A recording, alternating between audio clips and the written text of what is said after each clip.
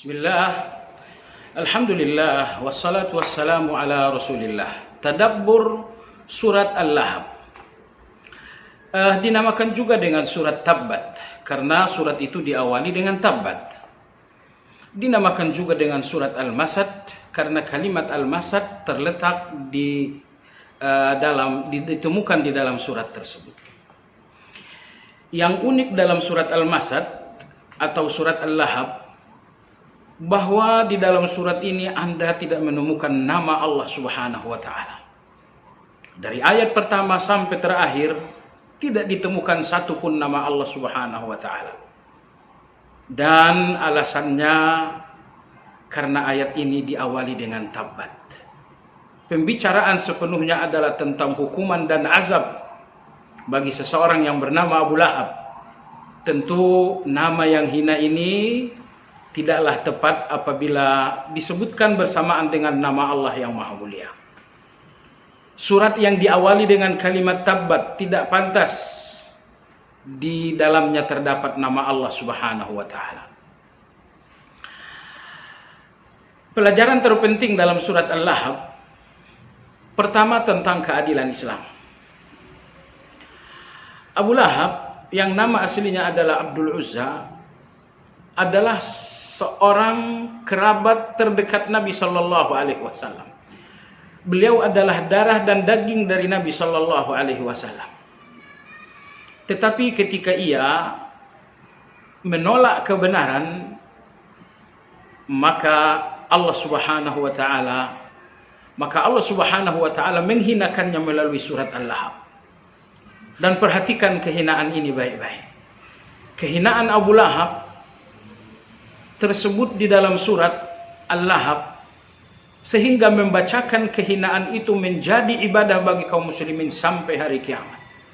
Allah berfirman, "Wa man yuhinillah fama lahu min mukrim." Siapapun yang telah dihinakan oleh Allah, maka tidak akan ada lagi yang bisa memberikannya kemuliaan. Enggak ada yang bisa memuliakannya.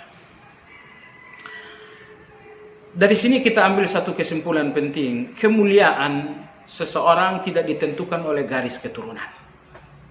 Abu Lahab satu garis nasab dengan Nabi SAW.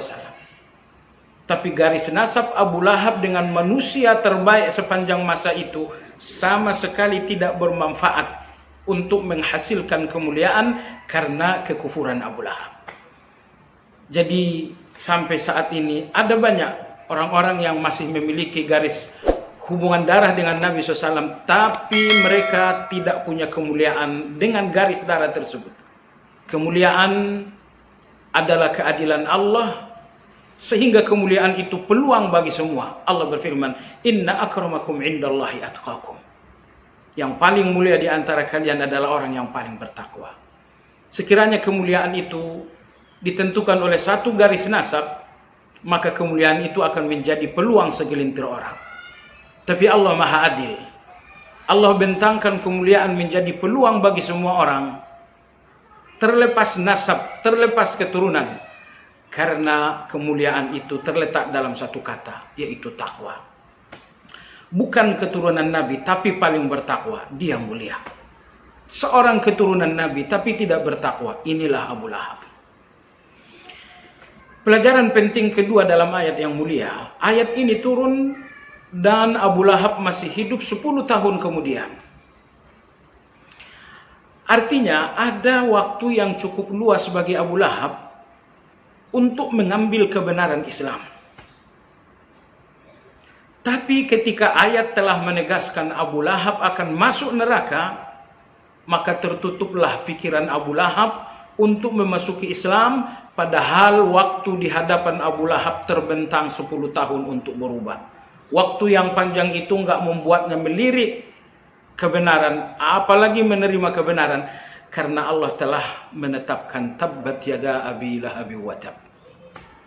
Bisa aja Abu Lahab melanggar ayat, saya masuk Islam, lihat bahwa Al-Quran Muhammad telah dusta, kata Quran Muhammad saya celaka dan saya masuk Islam.